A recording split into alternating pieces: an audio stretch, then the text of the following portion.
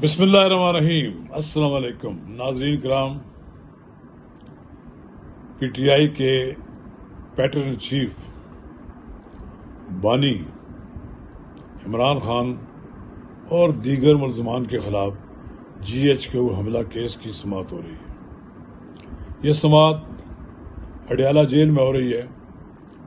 دوران سماعت P T I کے وکلاء کی ہنگامہ رہی ہوئی ہے اور انہوں نے نعرے بازی کی ہے۔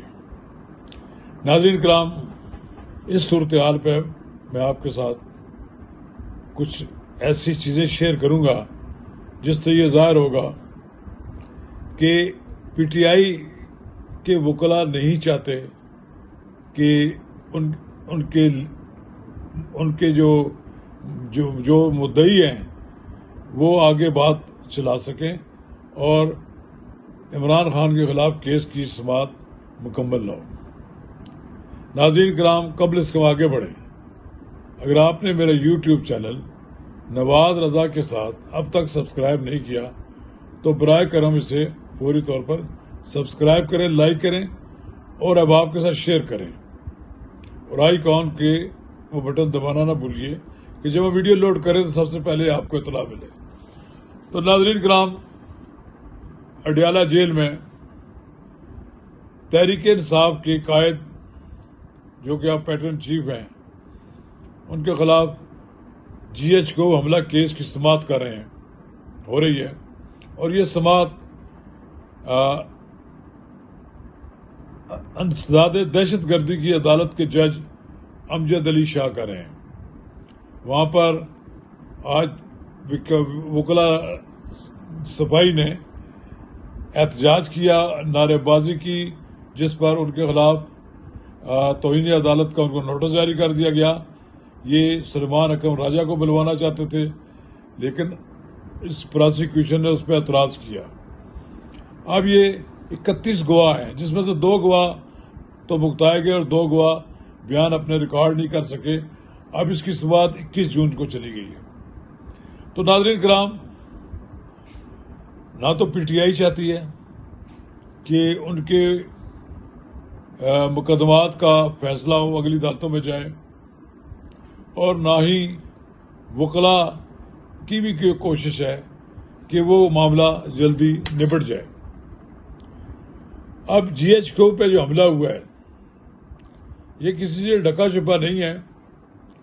جی ایچ کیو پاکستان کی مسلح افواج کا ہیڈ کوارٹر ہے، اور جن لوگوں نے یہاں حملہ کیا ہے ان کی یہاں پر موجود ہیں، ویڈیوز موجود ہیں۔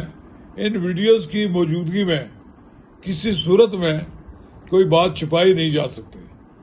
اب اس حملے کے ڈانڈے اگر پی ٹی آئی کے بانی چیئرمین تک پہنچتے ہیں تو ٹھیک ہے، ان کو اپنی صفائی کا موقع ملنا چاہیے، اور کسی شخص کو بلا جواز سزا بھی نہیں ملنی چاہیے۔ لیکن یہ بات نوٹ کرنی چاہیے کہ اگر پاکستان کی مسلح افواج کے ہیڈ کوارٹر پر کوئی حملہ کرے تو کیا اسے معاف کر دینا چاہیے؟ اور جبکہ وہ 9 مئی کے واقعات پر معافی مانگنے کے لیے بھی تیار نہ ہو۔ میرا خیال یہ ہے اس کیس کو منطقی انجام تک پہنچنا چاہیے۔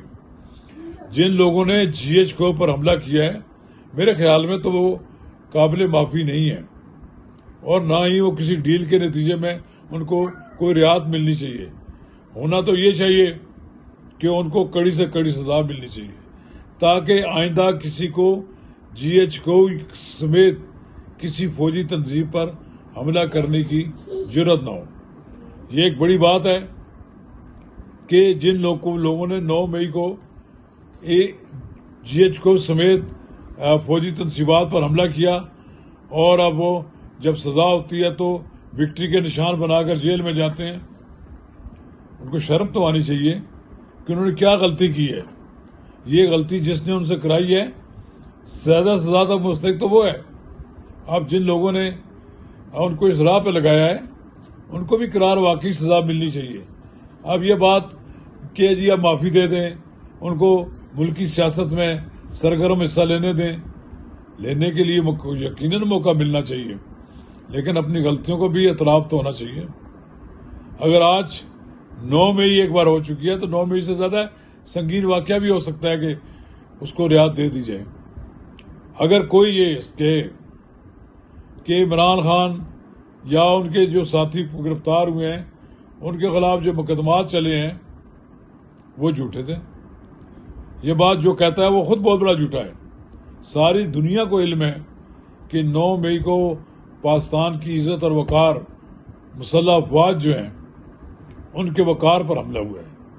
تو ٹھیک ہے، میں یہ کہوں گا کہ پاکستان کے لوگوں کو صبر و تحمل کے ساتھ عدالتی کارروائی کو مکمل انہیں دیں، پایا تکمیل تک پہنچنے دیں، اور اس کے بعد جو فیصلہ ہو اس کو اگلی عدالتوں میں چیلنج کر لیں۔